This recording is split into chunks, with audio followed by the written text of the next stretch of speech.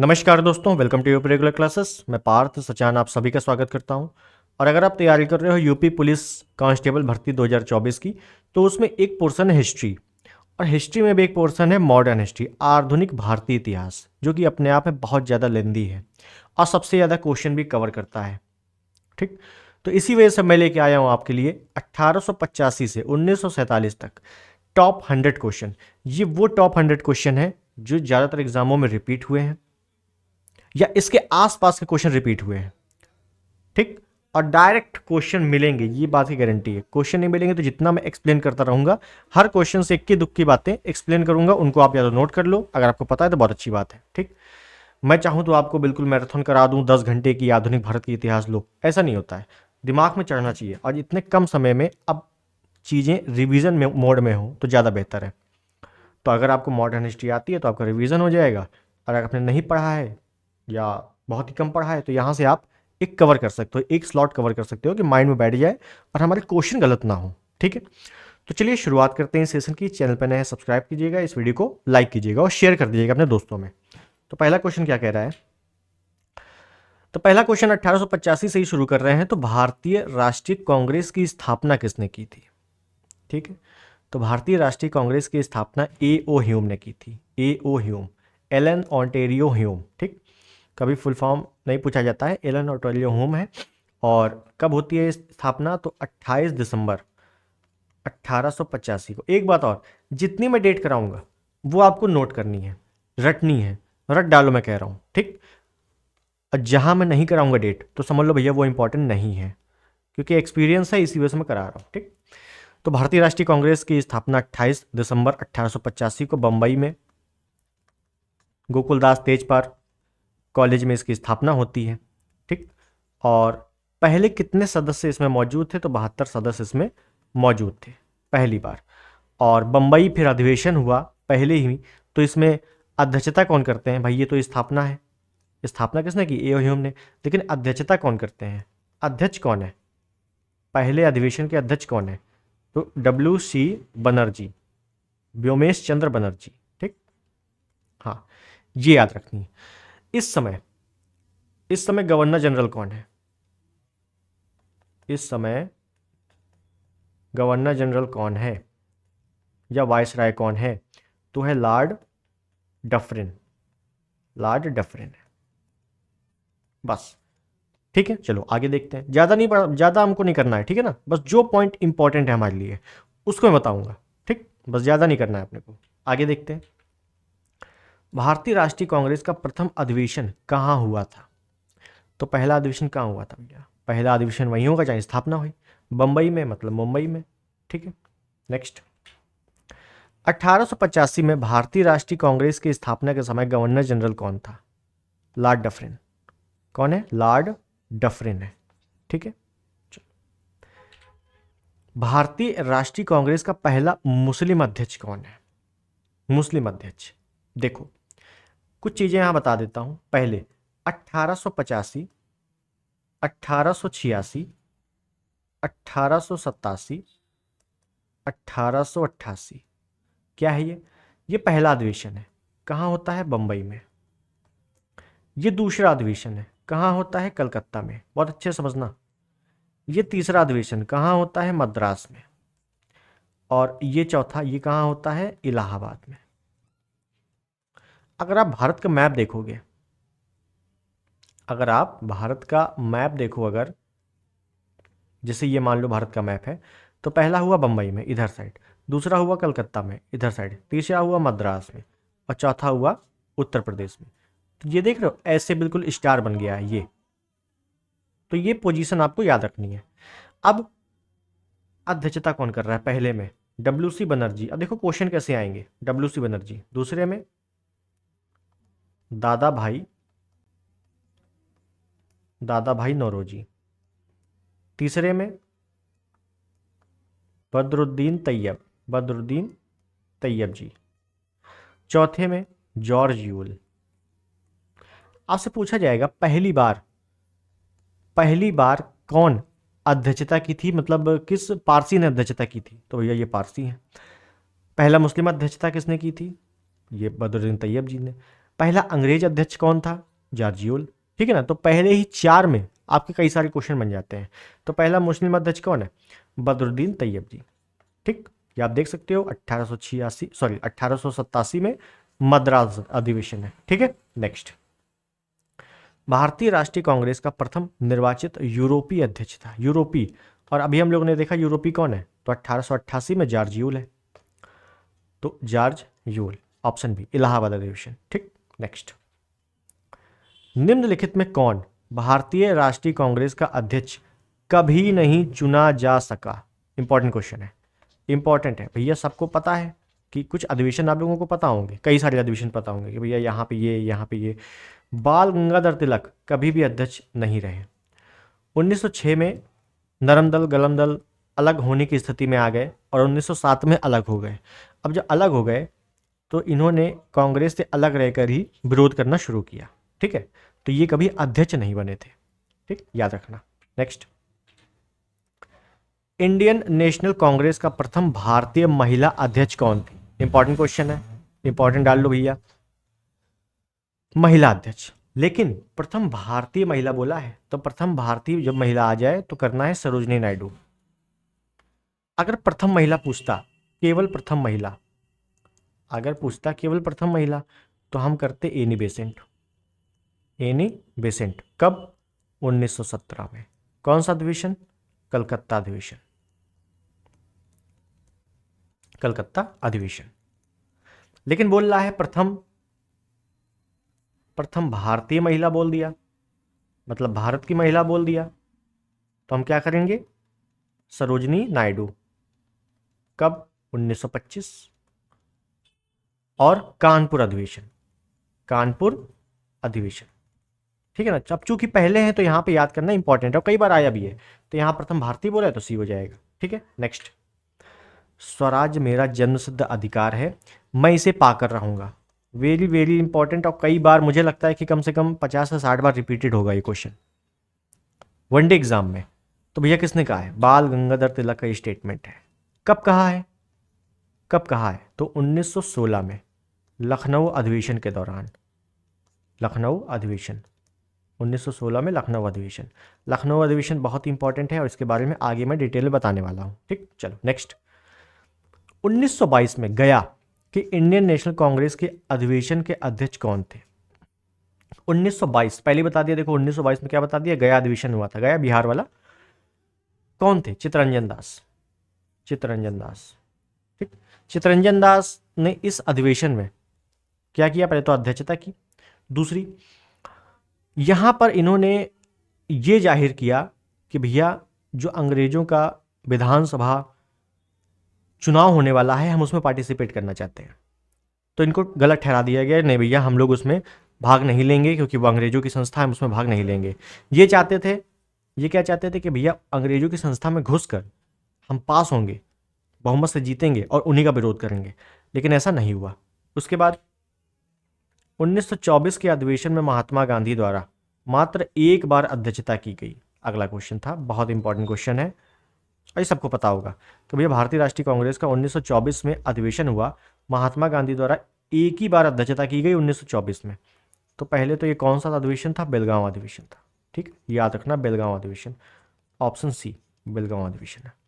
ठीक है, नेक्स्ट, इनमें से कौन सबसे कम आयु में भारतीय राष्ट्रीय कांग्रेस का अध्यक्ष बनने वाला व्यक्ति था? सबसे कम आयु, मतलब अधिवेशन तो कई लोगों ने की है, मतलब अध्यक्षता कई लोगों ने की, लेकिन स्पेशल क्या है कि सबसे कम आयु का। तो सबसे कम आयु का कौन है? अबुल कलाम आज़ाद। अबुल कलाम आज़ाद। अबुल कलाम आज़ाद याद रखना 1940 से 1946 तक लगातार अध्यक्षता की थी, लगातार अध्यक्ष बने थे। ठीक, हाँ ये इंपॉर्टेंट है भैया, 40 से 46 तक। अब होता क्या है, मैंने आपको बता दिया 40 से 46 तक बने, तो अब आपसे क्वेश्चन कैसे आएगा कि भैया जब अगस्त प्रस्ताव आया तब अध्यक्ष कौन था कांग्रेस का? अबुल कलाम आज़ाद। जब कृषि मिशन आया तो अध्यक्ष कौन था? जब विविल योजना आई तो अध्यक्ष कौन था? जब कैबिनेट मिशन आया तो अध्यक्ष कौन था? तो सब में कौन होंगे? अबुल कलाम आज़ाद। द्वितीय विश्व युद्ध के दौरान अध्यक्ष कौन था? अबुल कलाम आज़ाद। ऐसे क्वेश्चन बनते हैं। अब आपको देखो एक कंसेप्ट मैंने बताया, ये अगर आपको याद हो गया तो बस सारे 5-6 क्वेश्चन बन गए आपके। ठीक है, चलो आगे देखते हैं। जब भारत स्वतंत्र हुआ उस समय कांग्रेस के अध्यक्ष कौन थे? जब भारत स्वतंत्र हुआ। अब देखो होगा क्या, कंफ्यूजन हो जाओगे। तो यहां पे देख लो एक बार, 1946 में ये अध्यक्ष, लास्ट में भाई अध्यक्ष हट गए, तो 1946 से अध्यक्षता किसने की? 1946 से कौन है? जेबी कृपलानी है, जेबी कृपलानी लास्ट में, जेबी कृपलानी। तो यहाँ पे क्या हो जाएगा? यहाँ पे हो जाएगा जेबी कृपलानी। ठीक, कि भाई स्वतंत्रता के समय पूछ रहा है। और 1946 में होता क्या है? मेरठ अधिवेशन। अब यूपी का है तो यूपी स्पेशल भी हो गया कि भाई मेरठ अधिवेशन कौन कर रहा है? अध्यक्षता जेबी कृपलानी है। ठीक है, चलो नेक्स्ट। जन गण मन पहली बार राष्ट्रगान पहली बार किस अवसर पर गाया गया था? तो पहली बार भैया गाया गया था ऑप्शन सी 1911, तृतीय दिल्ली दरबार। इस समय क्या है कि तृतीय दिल्ली दरबार का आयोजन होता है और जॉर्ज पंचम, कौन? जॉर्ज पंचम और इनकी वाइफ मैरी चीफ गेस्ट के तौर पे आते हैं भारत। ठीक है, तो इन्हीं चीफ गेस्ट के लिए क्या गाया गया था? जनगण मन गाया गया था 1911 में। और 1911 में अध्यक्ष कौन से अधिवेशन था? तो यहाँ पे था कलकत्ता अधिवेशन, कलकत्ता अधिवेशन। इस समय गवर्नर जनरल या वाइस राय कौन है? Hardinge second, Lord Hardinge second है। पहला नहीं है, पहला बहुत पीछे है। ठीक है ना, लॉर्ड हार्डिंग सेकेंड है, ये याद करना है। ठीक, चलो नेक्स्ट। शेर ए पंजाब के नाम से इनमें से कौन मशहूर है? शेर ए पंजाब, तो शेर ए पंजाब किसे कहा जाता है? लाला लाजपत राय को कहा जाता है, याद रखना, लाला लाजपत राय। और लाला लाजपत राय के राजनीतिक गुरु कौन है? राजनीतिक गुरु मैजिनी। कौन है? मैजिनी। मैजिनी एक इटली के पूर्व राष्ट्रपति थे। तो इन्हीं, यही जो मैजिनी है, इन्हीं राष्ट्रपति से काफ़ी प्रभावित हो गए थे। कौन? लाला लाजपत राय। तो इन्हीं को अपना राजनीतिक गुरु बना लिया। ठीक है, मैजिनी को। तो ये बिल्कुल नया क्वेश्चन बनेगा आपसे, अगर बनेगा तो नया क्वेश्चन, क्योंकि महात्मा गांधी के राजनीतिक गुरु गोपाल कृष्ण गोखले कई बार आ चुका है, तो हो सकता है इस बार लाला लाजपत राय आ जाए, है ना। तो ये भी एक्सपेक्टेड क्वेश्चन है। ठीक, चलो नेक्स्ट। निम्नलिखित में किसे भारतीय अशांति के जनक के रूप में जाना जाता है? भारतीय अशांति का जनक किसे कहा जाता है? तो लोकमान्य तिलक या बाल गंगाधर तिलक, इन्हीं को कहा जाता है क्या? भारतीय अशांति का जनक। कहा किसने है? कहा किसने है?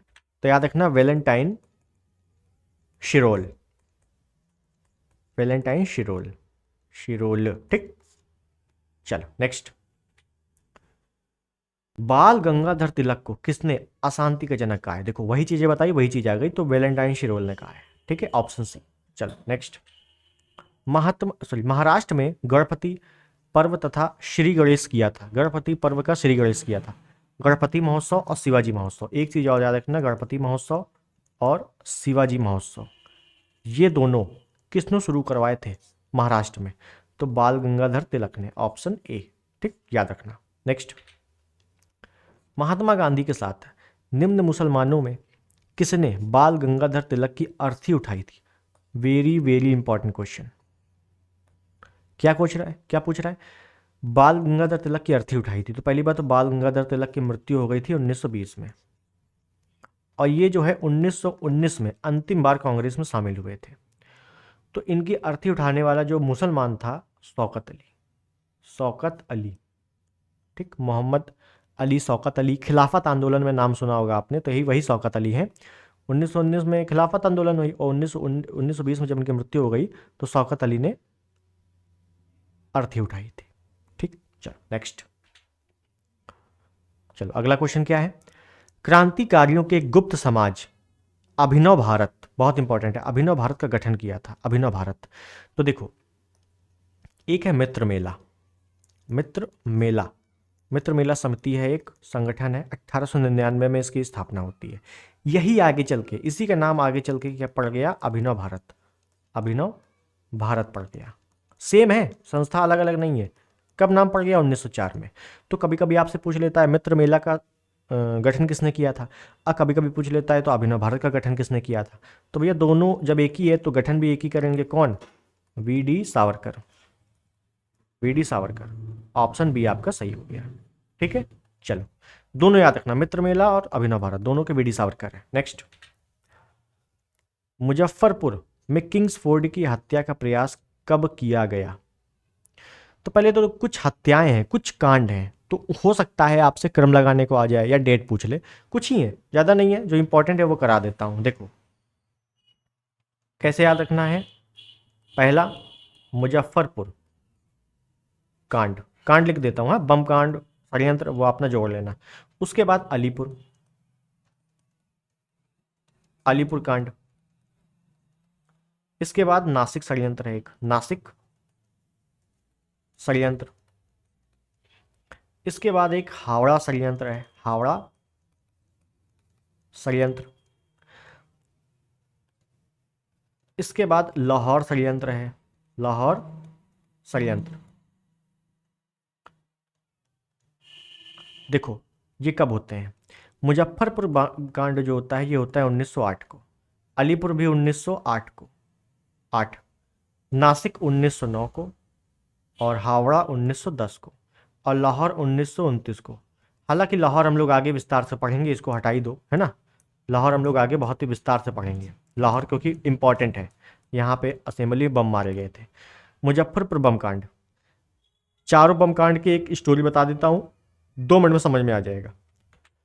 जो मुजफ्फरपुर कांड है 1908, इसमें क्या हुआ था, खुदीराम बोस और प्रफुल्ल चाकी 2 व्यक्ति थे, मैं बोल रहा हूँ लिख नहीं रहा हूँ, ठीक है, याद सुनना केवल।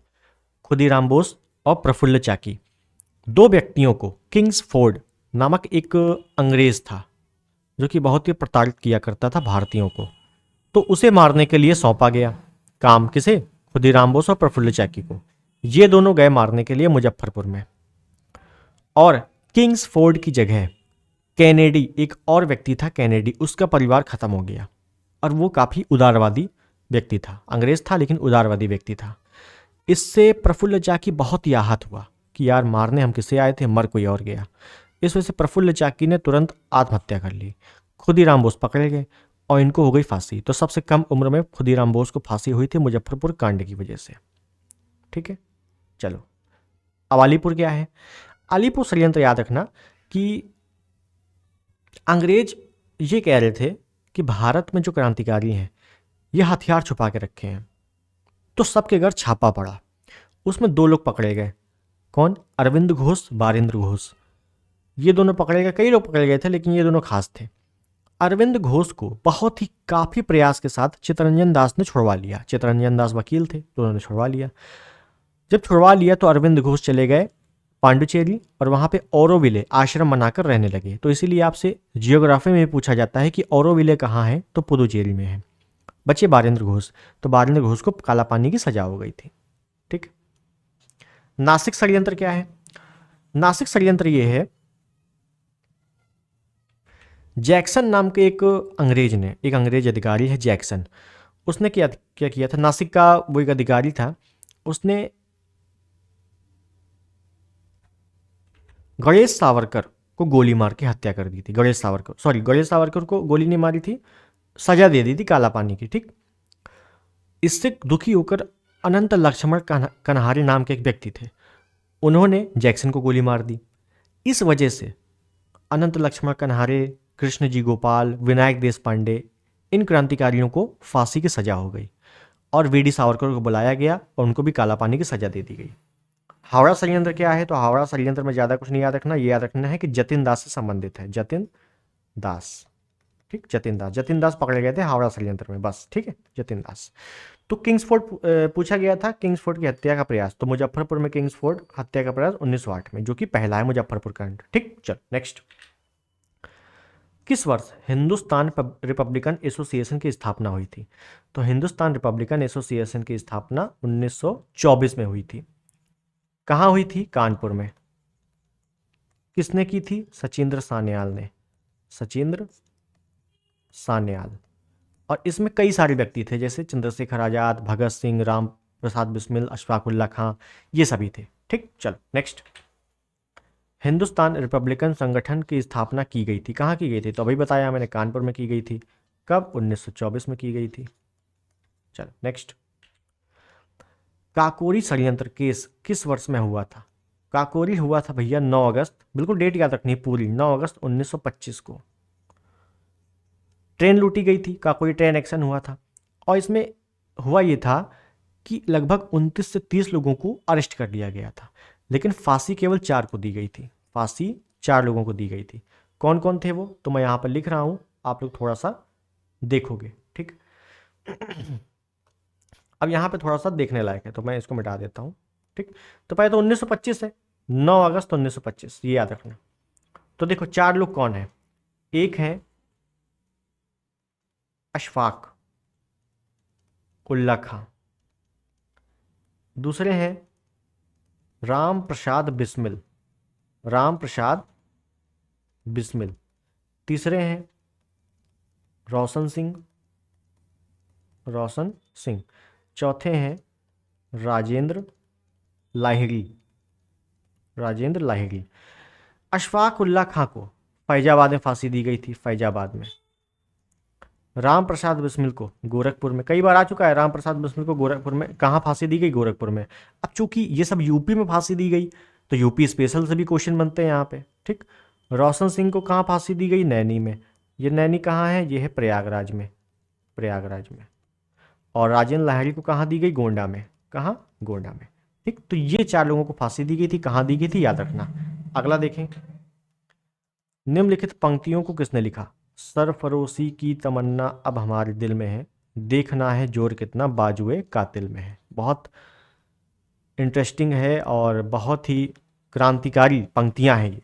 तो किसने लिखा था, तो राम प्रसाद बिस्मिल, पूरा नाम राम प्रसाद बिस्मिल, ठीक, जिनको गोरखपुर में फांसी दी गई थी। नेक्स्ट, निम्नलिखित में से कौन काकोरी कांड से संबंधित नहीं था।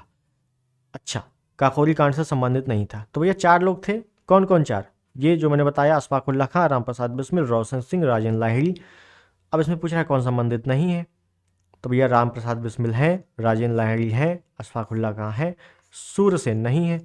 सूरसेन की कहानी आती है 1930 को, चटगांव षड्यंत्र, ठीक। कौन सा षड्यंत्र, चटगांव, चटगांव कहाँ है, पश्चिम बंगाल में है, चटगांव षड्यंत्र संबंधित है यहाँ से, ठीक। आगे देखेंगे इसके बारे में। Next, Hindustan socialist Republican association गठित की गई। देखो एक हम लोगों ने पढ़ा हिंदुस्तान रिपब्लिकन एसोसिएशन, अब ये क्या है, हिंदुस्तान सोशलिस्ट रिपब्लिकन एसोसिएशन है। यहाँ पे सोशलिस्ट शब्द जुड़ गया है, क्यों जुड़ गया है, क्योंकि जब 1924 को हिंदुस्तान रिपब्लिकन एसोसिएशन बनी और 1925 को काकोरी हत्याकांड में सबको फांसी हो गई, तो भैया ये संस्था तो खत्म हो गई ना, क्योंकि वही सदस्यों को तो फांसी हो गई यहाँ पे। तो इसी का, ये जो संस्था 24 में बनी थी, इसी का नाम बदल कर क्या कर दिया गया, हिंदुस्तान सोशलिस्ट रिपब्लिकन एसोसिएशन कर दिया गया, ठीक। और इसकी स्थापना किसने की, इसकी स्थापना की थी चंद्रशेखर आजाद, चंद्रशेखर आजाद और भगत सिंह। तो चंद्रशेखर आजाद सही कर देना है। और कहाँ पे की गई थी, दिल्ली में। 1924 वाली कहाँ की गई थी, ये की गई थी कानपुर में, लेकिन ये कहाँ कर रहे हैं, दिल्ली में, ठीक। तो दोनों की जगह भी याद होनी चाहिए। आगे, भगत सिंह ने सेंट्रल असेंबली में बम फेंका था, किसके साथ, तो सेंट्रल असेंबली में बम फेंका था बटुकेश्वर दत्त के साथ। ये नाम बिल्कुल याद होना चाहिए, जैसे खुदीराम बोस के साथ प्रफुल्ल चाकी गए थे, वैसे भगत सिंह के साथ बटुकेश्वर दत्त गए थे, याद रखना है नाम, ठीक है। चलो नेक्स्ट, वर्ष 1928 में हिंदुस्तान सोशलिस्ट रिपब्लिकन एसोसिएशन की स्थापना कहाँ हुई थी, तो भैया कहाँ हुई थी, मैंने बताया अभी आपको, दिल्ली में, दिल्ली में हुई थी, ठीक है ना। और अगर आ जाता हिंदुस्तान रिपब्लिकन एसोसिएशन तो हम कानपुर करते, लेकिन सोशलिस्ट है दिल्ली करेंगे। नेक्स्ट, इंकलाब जिंदाबाद का नारा किससे जुड़ा है, तो भैया इंकलाब जिंदाबाद का नारा सरदार भगत सिंह से जुड़ा है। और जब असेंबली में बम फेंका है भगत जी ने, तब उसके बाद इन्होंने नारा दिया था ये, इंकलाब जिंदाबाद, इंकलाब जिंदाबाद, ठीक है। चलो अगला, भगत सिंह सुखदेव राजगुरु को किस केस में फांसी की सजा सुनाई गई थी, इंपॉर्टेंट क्वेश्चन है। और ये अगर नहीं पता है तो भाई थोड़ा सा ध्यान दीजिए, ये तो क्योंकि देश की बात है तो ये तो पता होना चाहिए, ठीक। तो ये कौन सा षड्यंत्र था, तो ये षड्यंत्र था भैया लाहौर षड्यंत्र। लाहौर षड्यंत्र में कुछ षड्यंत्र थे, देखो है ना। अब फांसी जो हुई थी, अगर मैं आपको बताऊं तो एक केस था सैंडर्स की हत्या, एक केस क्या था, सैंडर्स की हत्या, और एक केस था लाहौर षड्यंत्र। तो ये दो केस ज़्यादा पॉपुलर हो गए थे उस समय, तभी इनको फांसी की सजा सुना दी गई थी। ठीक, चलो नेक्स्ट। भारतीय स्वतंत्रता के लिए फांसी पाने वाले प्रथम रिकॉर्डेड मुस्लिम का नाम बताइए, पहले मुस्लिम। तो भैया पहले मुस्लिम है अशफाकुल्ला खां, जिनको 1925 काकोरी कांड के लिए फांसी दी गई थी फैजाबाद में। ठीक है, नेक्स्ट। निम्नलिखित में से किसने प्रसिद्ध चटगांव षड्यंत्र ढाबा आयोजित किया था? ढाबा भैया, ढाबा नहीं है, हाँ ढाबा मतलब रेड। तो भैया ये नाम आता है सूरसेन। सूरसेन ने चटगांव षड्यंत्र कब? 1930 को। सूरसेन को मास्टर दा भी कहा जाता है, मास्टर दा। मास्टर दा एक उपाधि है, क्योंकि ये टीचर थे, तो ये एक उपाधि है मास्टर दा। ठीक है। सूरसेन ने इंडियन रिपब्लिकन आर्मी की स्थापना की थी। इंडियन रिपब्लिकन आर्मी, याद रखना, पूछा जाता है। Indian Republican army, Indian Republican army की स्थापना की थी, 1930 में ही की थी। ठीक, चलो नेक्स्ट। गदर पार्टी की स्थापना हुई थी। गदर पार्टी की स्थापना 1913 में हुई थी। किसने की थी? लाला हरदयाल, और इनके साथ सोहन सिंह भक्खाना भी थे। और ये कहाँ हुई थी, इंपॉर्टेंट है। तो San Francisco, San Francisco USA, America में हुई थी, सैन फ्रांसिस्को में। ठीक है ना। तो इसका अब चूंकि गदर पार्टी बहुत बार पूछा जाता है कहाँ पे हुई थी स्थापना, स्थापना कहाँ हुई थी, तो यूएसए में हुई थी। ठीक है, याद रखना इसको। चलो नेक्स्ट। श्यामजी कृष्ण वर्मा ने इंडियन होम रूल सोसाइटी की स्थापना की थी। इंडियन होम रूल लीग है, एक है होम रूल लीग जो आगे एक सिंगल, सुनो, एक सिंगल आएगा। होम रूल लीग की स्थापना किसने की? तो एनी बेसेंट और बाल गंगाधर तिलक ने की। लेकिन जब भी आ जाए इंडियन होम रूल लीग की स्थापना किसने की, तो श्यामजी कृष्ण वर्मा ने की, 1905 में की, लंदन में की। ठीक, लंदन में। चलो, नाम है इंडियन, लेकिन स्थापना कहाँ हुई? लंदन में हुई। तो कंफ्यूजन मत होना इसमें। चलो नेक्स्ट। निम्नलिखित में से कौन कामागाटा मारू घटना से संबंधित था? तो कामागाटा मारू एक पानी वाला जहाज था। क्या था? पानी वाला जहाज, जो कि कहाँ जा रहा था? सिंगापुर से जा रहा था कनाडा। और इसको किराए पे किसने लिया था? तो बाबा गुरुदीप सिंह, ऑप्शन बी। ठीक है, चलो। और ये घटना कब हुई थी? घटना हुई थी 1914 में, याद रखना, 1914 में हुई थी। ठीक, चलो नेक्स्ट। बंग भंग विरोधी आंदोलन का प्रारंभ किस तिथि से हुआ? बंग भंग मतलब बंगाल विभाजन, बंगाल विभाजन। बंगाल विभाजन के विरोध में आंदोलन कब से शुरू हुआ? 7 अगस्त से। बंगाल विभाजन कब हुआ? तो बंगाल विभाजन में देखो 3 डेटें हैं। 19 जुलाई 1905 को बंगाल विभाजन की रूपरेखा रखी गई। 20 जुलाई 1905 को बंगाल विभाजन की घोषणा की गई। 16 अक्टूबर 1905 को बंगाल विभाजन लागू कर दिया गया। इसी वजह से 16 अक्टूबर को शोक दिवस मनाया जाता है। शोक दिवस मनाया गया था। क्या मनाया गया था? शोक दिवस। ठीक। अब आप बोलोगे भैया 7 अगस्त, 16 अक्टूबर को तो हो गया और 7 अगस्त को आंदोलन, ऐसे कैसे? तो भाई 20 जुलाई को जैसी घोषणा हो गई ना, तो इसी वजह से 7 अगस्त को आंदोलन शुरू हो गया था। ठीक है ना, तो ये याद रखना, 7 अगस्त 1905। चलो नेक्स्ट। बंगाल का विभाजन करने वाला गवर्नर जनरल कौन था? तो इस समय गवर्नर जनरल कौन है 1905 में? तो 1905 में है लॉर्ड कर्जन। ठीक है, ऑप्शन है लॉर्ड कर्जन। चलो नेक्स्ट। लॉर्ड कर्जन द्वारा 1905 में किया गया बंगाल विभाजन रद्द किस वर्ष हुआ? तो 1905 में बंगाल विभाजन हो गया था ना, इसको रद्द कर दिया गया 1911 में। और 1911 में राजधानी चेंज कर दी गई थी, राजधानी परिवर्तित की गई। क्या की गई? तो राजधानी पहले थी कलकत्ता, तो कलकत्ता से अब कर दी गई दिल्ली। कब की गई? 1911 में। 1911 में घोषणा की गई, लेकिन प्रभावी हुआ 1912 से। ठीक, चलो नेक्स्ट। भारत में ग्रैंड ओल्ड मैन की संज्ञा किसे जाती है? ग्रैंड ओल्ड मैन, दादा भाई नौरोजी। अब चूंकि सबसे वृद्ध थे और सभी लोग इनकी बात माना करते थे ना, सबसे भाई जो सीनियर होते हैं उनकी बात मानते हैं लोग, तो दादा भाई नौरोजी सबसे वृद्ध व्यक्ति थे, ग्रैंड ओल्ड मैन कहा जाता है इनको। ठीक, और इनकी एक पुस्तक है poverty un-British rule of India. ठीक, चलो नेक्स्ट। नरम दल गरम दल के रूप में भारतीय राष्ट्रीय कांग्रेस का विभाजन किस अधिवेशन में हुआ था? तो ये हुआ था भैया 1907। 19 सॉरी ये हुआ था 1907।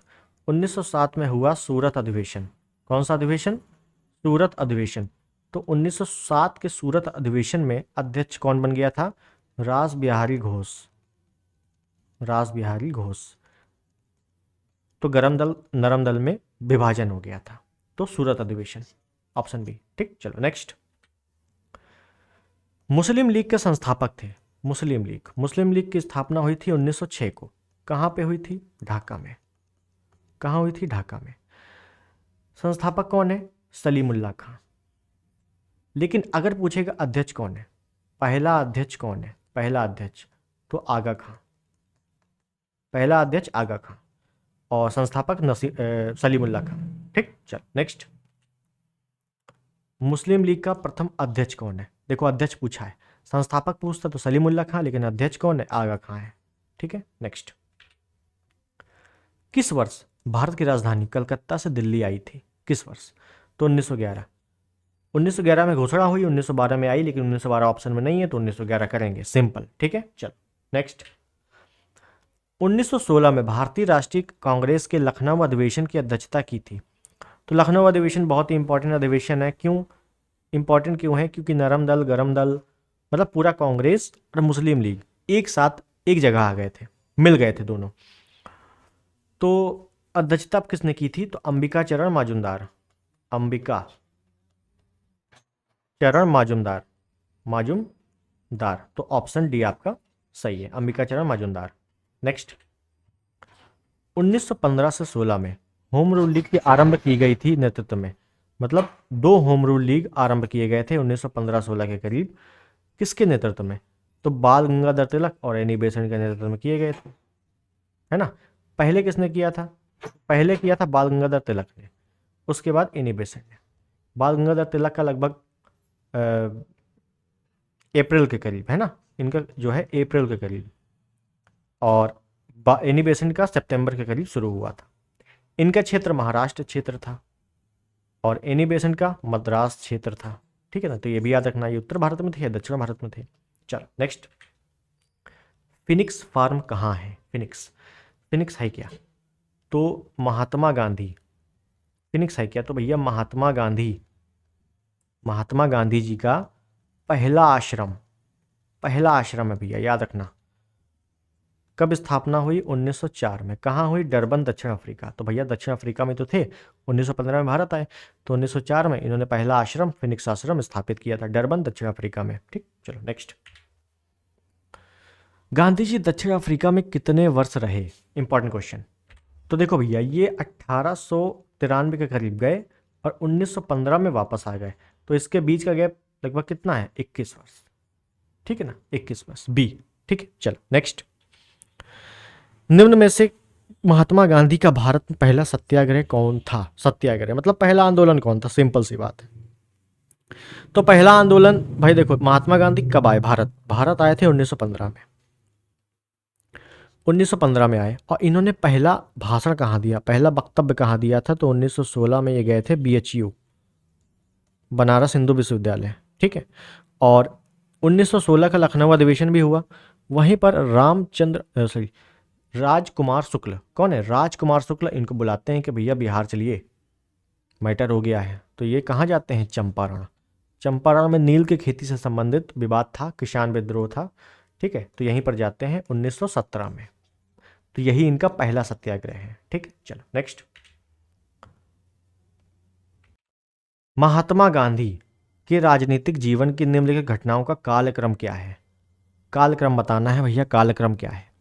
तो देखो, चंपारण 1917 में, अहमदाबाद मिल मजदूर 1918 में, खेड़ा 1918 में, असहयोग आंदोलन 1920 में। तो ये सब चीज़ें आपको पता होंगी। अब चूंकि ये एक रिवीजन क्लास है तो मैं आपको एक एक विस्तार से नहीं बता सकता, ठीक है ना, और आपको विस्तार से अब जानना भी नहीं है, क्योंकि आप पहले पेपर है तो पेपर में आप भूल जाओगे सब कुछ। ठीक, इतना GS दिमाग में भी नहीं चलेगा। चलो मैं बिल्कुल फटाक से बताता हूँ। चंपारण पहला है, ठीक है। अब देखो, अहमदाबाद मिल मजदूर 1918 है, खेड़ा भी 1918 है, तो पहला कौन सा आएगा? पहला आएगा अहमदाबाद मिल मजदूर पहले, याद रखना, पहले अहमदाबाद मिल मजदूर हुआ था, उसके बाद खेड़ा हुआ था, और 1920 असहयोग हुआ था। तो क्या हो जाएगा, 1 2 3 4 बिल्कुल क्रम से है, तो 1 2 3 4 बिल्कुल बी याद रखना है। ठीक, चलो नेक्स्ट। महात्मा गांधी को सर्वप्रथम राष्ट्रपिता किसने कहा था? तो राष्ट्रपिता कहा था सुभाष चंद्र बोस ने। रंगून रेडियो के माध्यम से, रंगून रेडियो के माध्यम से सुभाष चंद्र बोस ने 1944 में महात्मा गांधी को राष्ट्रपिता की संज्ञा दी थी। ठीक, चलो नेक्स्ट। महात्मा गांधी को वन मैन बाउंड्री फोर्स कहकर किसने संबोधित किया था? वन मैन बाउंड्री फोर्स कई बार आ चुका है, तो लॉर्ड माउंटबेटन। किसने कहा था? लॉर्ड माउंटबेटन ने कहा था। ठीक, चलो नेक्स्ट। निम्नलिखित में से कौन महात्मा गांधी के चंपारण सत्याग्रह से संबंध है? चंपारण सत्याग्रह से संबंध है, कौन है? राजकुमार शुक्ल। मैंने बताया था कि 1916 में महात्मा गांधी को राजकुमार शुक्ल लेके गए थे। ये कहाँ के थे? बिहार के थे, कि भैया चलिए थोड़ा सा वहाँ देख लो, मैटर हो गया है, नील की खेती से संबंधित मैटर हो गया है। अंग्रेज कह रहे हैं नील की खेती करो, क्यों? क्योंकि 3 कतिया पद्धति, मतलब 3/20, 3 हिस्से में, जमीन के तीसरे हिस्से में आप नील की खेती कन्फर्म करोगे। क्यों करोगे? क्योंकि नील क्या है? नील है एक नकदी फसल, उसको रखेंगे तो है नहीं, नकदी फसल है, उसको ज़बरदस्ती बेचेंगे तो किसानों को पैसा मिलेगा तो वो लगान दे पाएंगे। लगान भैया ऐसे क्या होगा कि भैया फसल हुई नहीं हुई, लेकिन उसमें क्या है कि कंफर्म देना ही पड़ेगा लगान, इस वजह से वो कह रहे थे। ठीक है, चलो खैर आगे देखते हैं। 1936 में लखनऊ में अखिल भारतीय किसान सभा का प्रथम अध्यक्ष किसे चुना गया था? इंपॉर्टेंट क्वेश्चन है, very very important. Very very बोल दो या बेरी बेरी बोल दो, इंपॉर्टेंट है भैया ये। क्या है? अखिल भारतीय किसान सभा 1936 लखनऊ अधिवेशन। इस अधिवेशन के पहले तो अध्यक्षता कौन कर रहा है? इस किस अधिवेशन की? 1936 का जो लखनऊ अधिवेशन है, इसकी अध्यक्षता कर रहे हैं पीटी नेहरू, मतलब पंडित जवाहरलाल नेहरू। लेकिन कह रहा है कि अखिल भारतीय किसान सभा का अध्यक्ष कौन है? तो अखिल भारतीय किसान सभा के अध्यक्ष है स्वामी सहजानंद। और एनजी रंगा कौन है? महासचिव, महासचिव। ठीक है, चलो नेक्स्ट। भूदान आंदोलन, भूदान आंदोलन किसने प्रारंभ किया था? तो आचार्य विनोबा भावे ने प्रारंभ किया था भूदान आंदोलन। ठीक है ना, आंध्र प्रदेश से। ठीक, चलो नेक्स्ट। बारदोली सत्याग्रह 1928 का नेतृत्व किया था। बारदोली कब हुआ था? 1928। तो नेतृत्व किसने किया था? सरदार वल्लभ भाई पटेल। और यहीं पर इनको सरदार की उपाधि मिली थी। क्या मिली थी? सरदार उपाधि, बारदोली सत्याग्रह में। ठीक, चलो नेक्स्ट। रॉलेट एक्ट किस वायसराय के काल में पारित हुआ था? तो रॉलेट एक्ट एक 1919 में पारित हुआ था, और ये काला कानून था। काला कानून इसको कहा गया क्योंकि रॉलेट एक्ट ऐसा था कि हम किसी भी व्यक्ति को किसी भी समय अरेस्ट कर सकते हैं बिना कुछ बताए, तो ऐसा कानून को काला ही कानून कहा जाएगा। तो लॉर्ड चेम्सफोर्ड इस समय वायसराय था। ठीक है, चलो। रॉलेट एक्ट भारत में लागू किया गया था, तो 1919 में किया गया था। रॉलेट एक्ट काला कानून था, इसी वजह से पंजाब के 2 लोगों को, सैफुद्दीन टिचलू, डॉक्टर सतपाल, 2 लोगों को अरेस्ट किया गया। इसी वजह से अमृतसर में भीड़ इकट्ठा हो गई, और इसी वजह से जलियांवाला हत्याकांड हुआ था। तो सारे फसाद की जड़ कौन था? तो रॉलेट एक्ट ही सारे फसाद की जड़ थी। ठीक, चलो नेक्स्ट। निम्नलिखित में से किसके विरोध में रविन्द्रनाथ टैगोर ने अपने नाइटहुड की उपाधि परित्याग कर दिया था? तो जलियांवाला नरसंहार जब हुआ, तो रविन्द्रनाथ टैगोर ने अपने नाइटहुड की उपाधि वापस दे दी थी अंग्रेजों को। अंग्रेजों ने इन्हें दी थी, तो अंग्रेजों को ही वापस कर दी थी। ठीक है, याद रखना है। चल नेक्स्ट। उधम सिंह ने लंदन में मारा, क्या मारा, किसे मारा? अब देखो, जलियांवाला हत्याकांड 13 अप्रैल 1919 को हुआ। कहाँ हुआ? अमृतसर में। गोली चलाने का आदेश किसने दिया? जनरल डायर ने। और 1940 को लंदन में बदला ले लिया किसने? उधम सिंह ने। उधम सिंह ने बदला ले लिया जनरल डायर को मार के।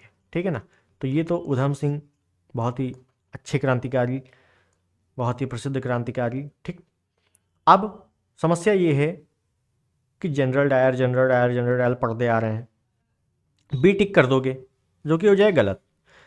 सर माइकल ओ डायर, हम लोग जनरल डायर पढ़ रहे हैं लेकिन गलत है।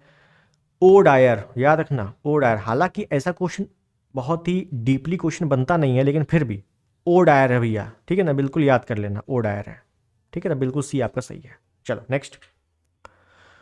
वर्ष 1919 में अखिल भारतीय खिलाफत सम्मेलन के अध्यक्ष किसे चुना गया था? अखिल भारतीय खिलाफत सम्मेलन, तो पहली बात तो 1919 में मोहम्मद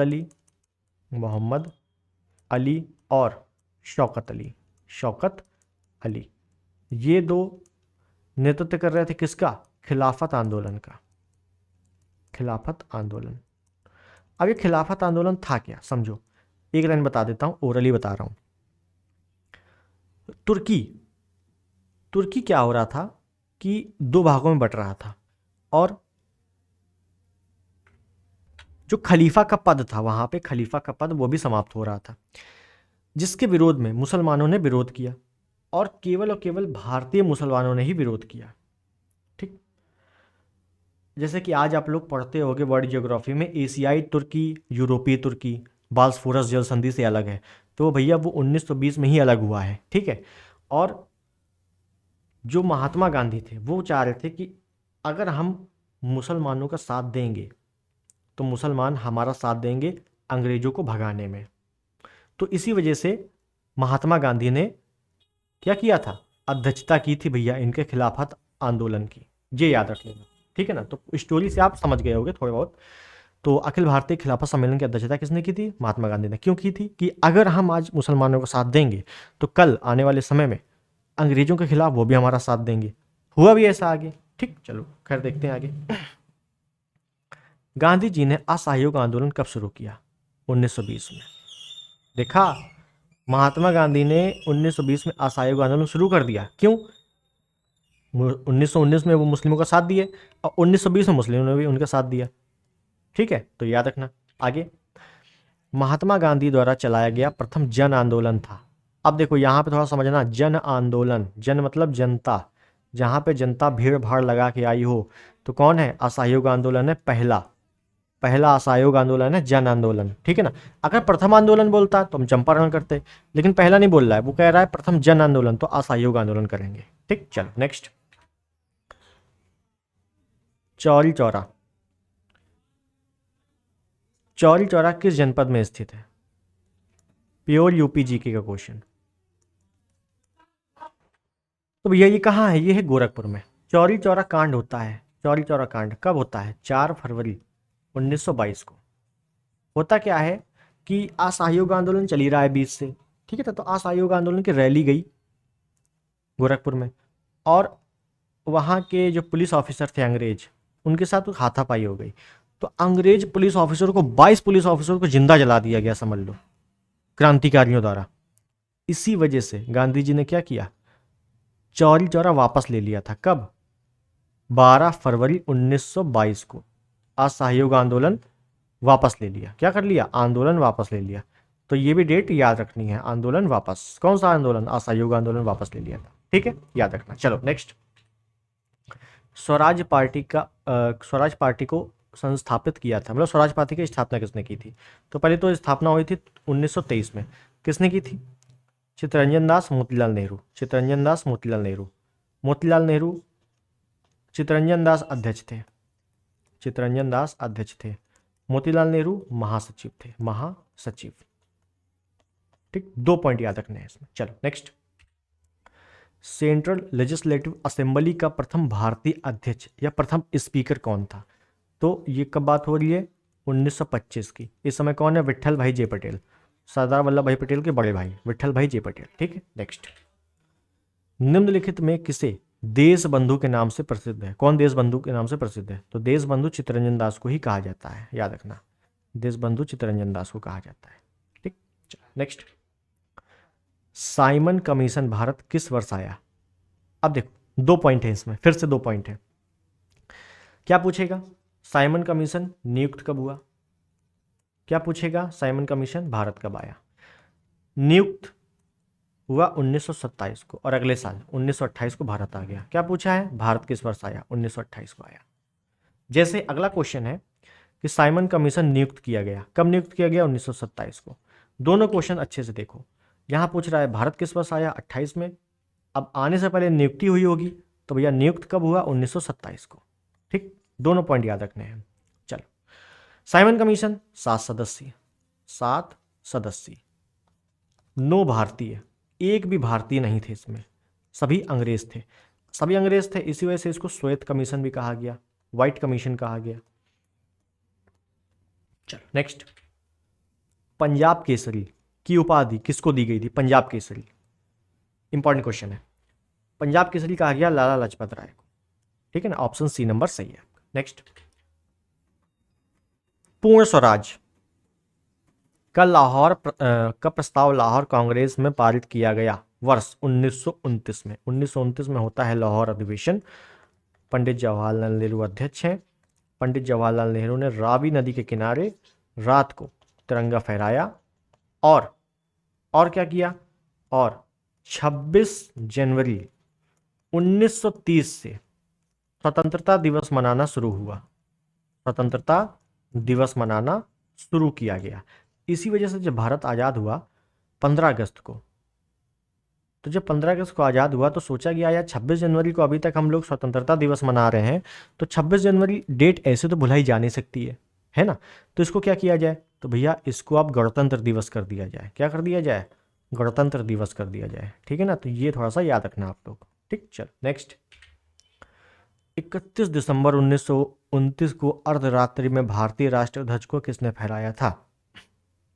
तो पंडित जवाहरलाल नेहरू ने फहराया था, रावी नदी के किनारे, रावी नदी के तट पर फहराया था। ठीक, चलो नेक्स्ट, दांडी यात्रा के साथ निम्नलिखित में से क्या प्रारंभ हुआ? तो दांडी यात्रा, अब कुछ नहीं आता हमें, तो भैया दांडी यात्रा हमें डेट पता है 1930। होम रूल आंदोलन हमें पता है 1916।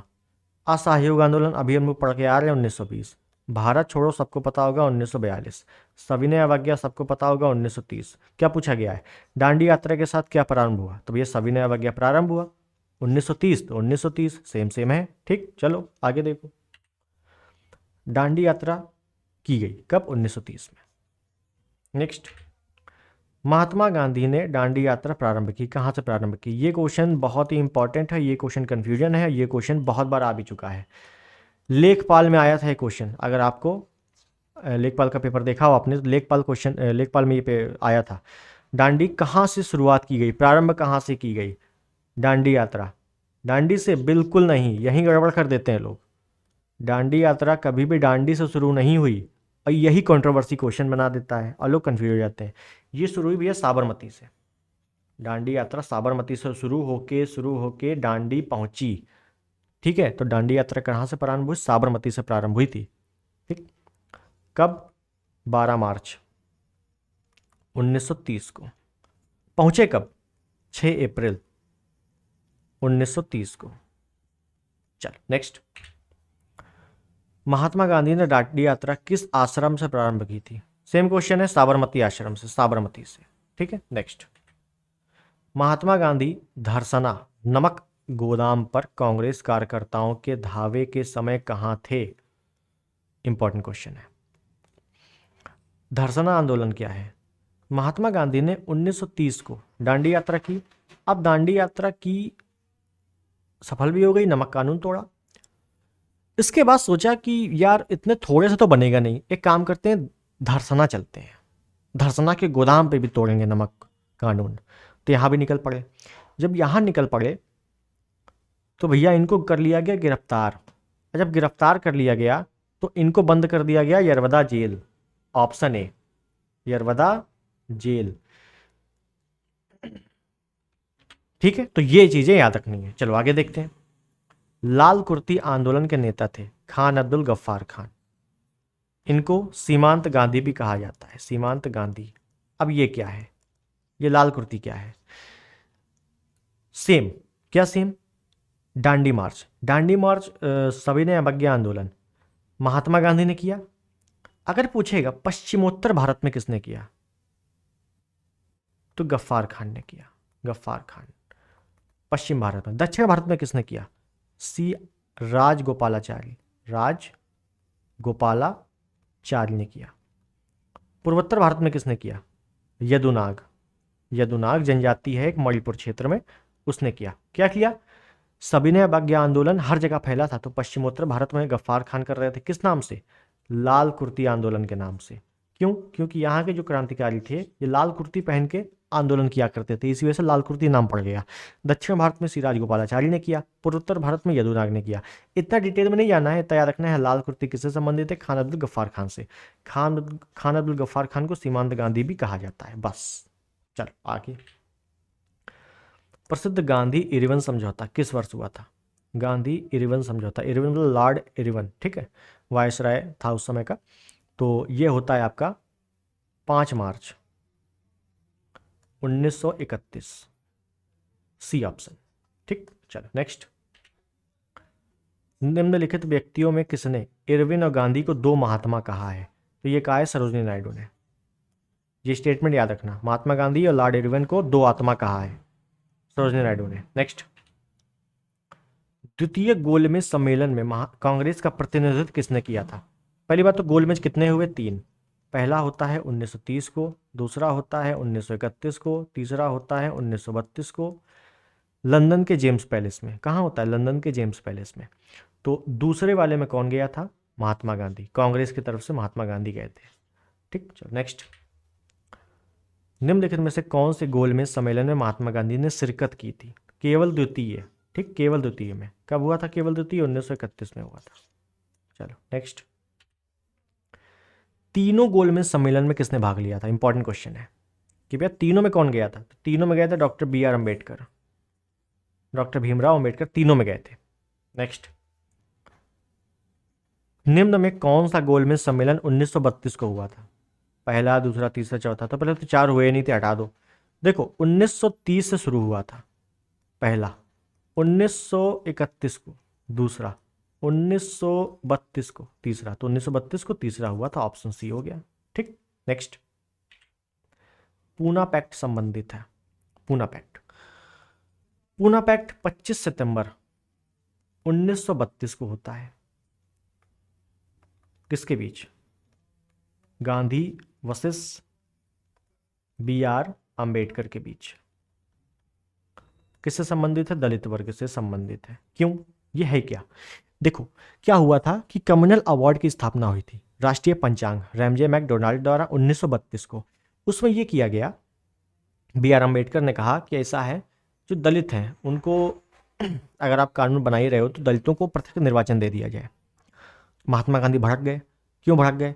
महात्मा गांधी ने सोचा कि यार 1909 को एक चार्ल्स मार्ले मिंटो आया, उसमें मुसलमानों को प्रत्यक्ष निर्वाचन देकर मुसलमान और हिंदुओं के बीच एक दरार पैदा हो गई।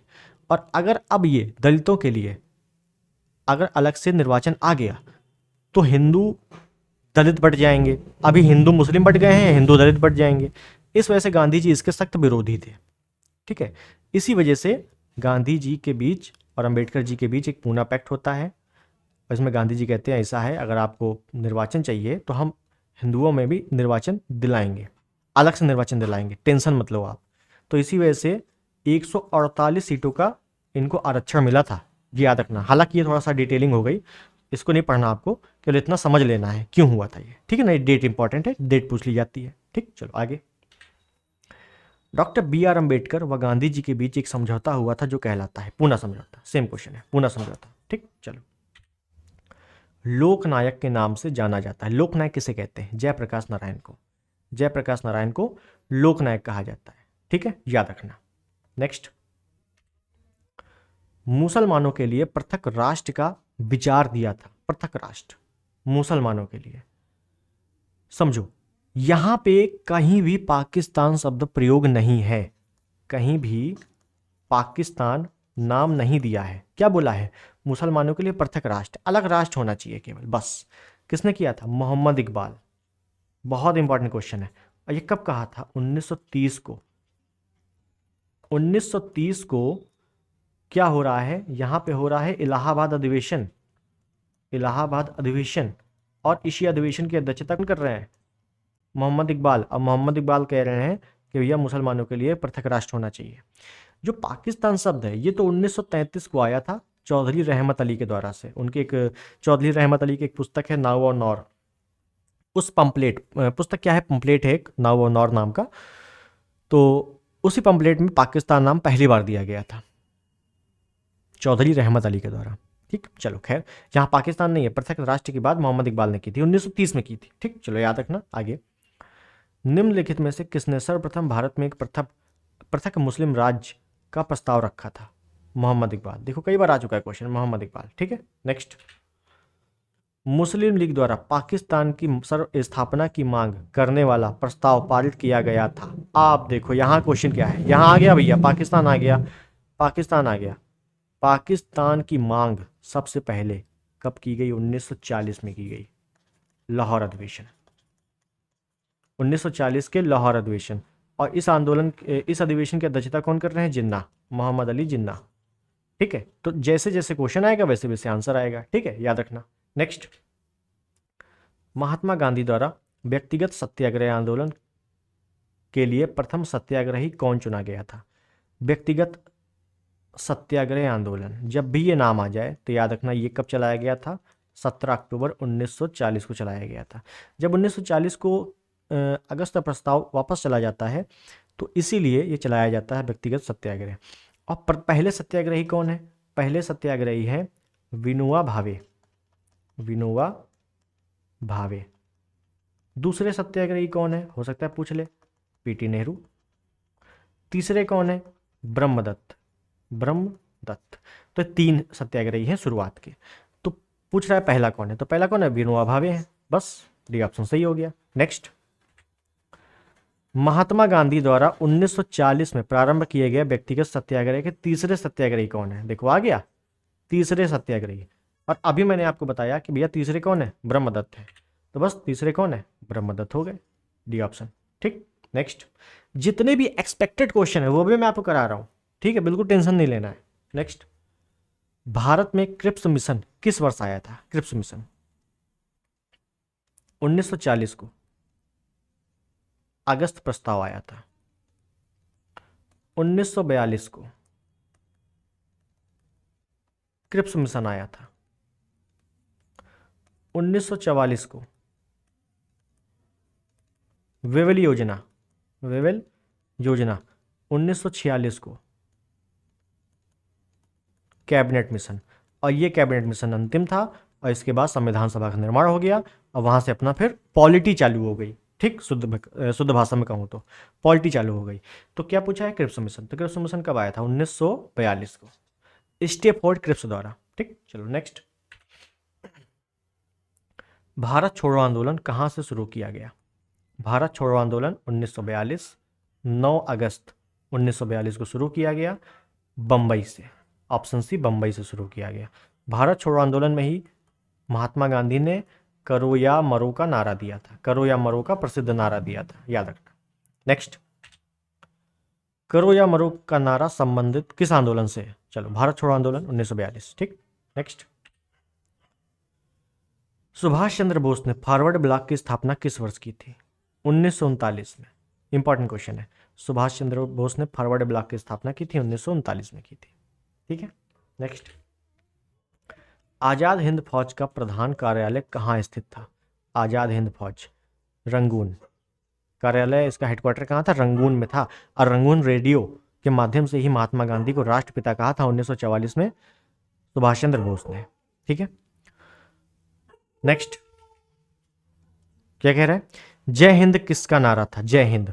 तो जय हिंद का नारा किसने दिया था? सुभाष चंद्र बोस ने दिया था, जय हिंद, है ना। नेक्स्ट, इनमें से कौन कैबिनेट मिशन का सदस्य नहीं है? तो कैबिनेट मिशन 1946 में आता है और इसमें 3 सदस्य होते हैं। कितने सदस्य है ये? 3 सदस्य है। पहले तो कौन कौन है? A.B. Alexander, Stafford Cripps, Pethick Lawrence.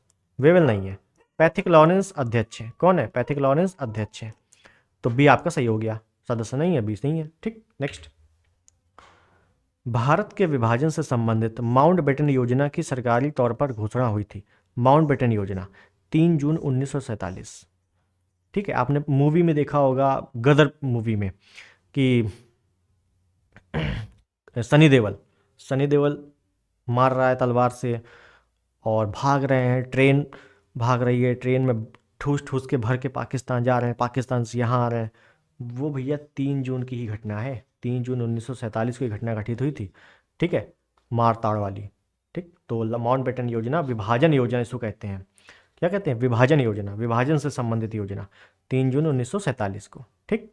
Next, स्वतंत्र भारत का अंतरिम गवर्नर जनरल कौन था? स्वतंत्र भारत का अंतिम गवर्नर जनरल, तो भैया जब स्वतंत्र हो गया तो अंतिम कौन होगा? सी राजगोपालाचारी। उसके बाद गवर्नर जनरल का पद ही समाप्त हो गया, सी राजगोपालाचारी, ठीक। नेक्स्ट, किस साल रेगुलेटिंग एक्ट पारित किया गया था? रेगुलेटिंग एक्ट, तो रेगुलेटिंग एक्ट पारित हुआ था 1973 को, और इसी एक्ट के तहत 1974 को, सॉरी क्या हुआ था, इसी एक्ट के तहत 1974 को कलकत्ता सुप्रीम कोर्ट की स्थापना हुई, जो कि 4 सदस्यीय था। कितना सदस्यीय? 4 सदस्यीय। एलिजा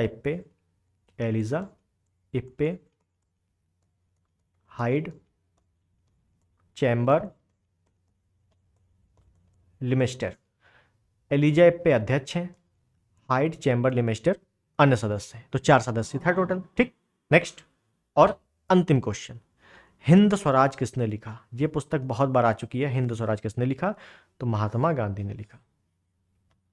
हिंद स्वराज के लेखक महात्मा गांधी। और यहां से आपके टॉप 100 क्वेश्चन समाप्त हो गए, और सभी क्वेश्चन मैंने कवर किए। सही जितने भी चैप्टर्स हैं, जितने भी टॉपिक हैं, हर टॉपिक से मैंने क्वेश्चन लिए थे, ठीक है। अगर आपने मॉडर्न हिस्ट्री अच्छा पढ़ा है तो आपका एक रिवीजन हो गया होगा।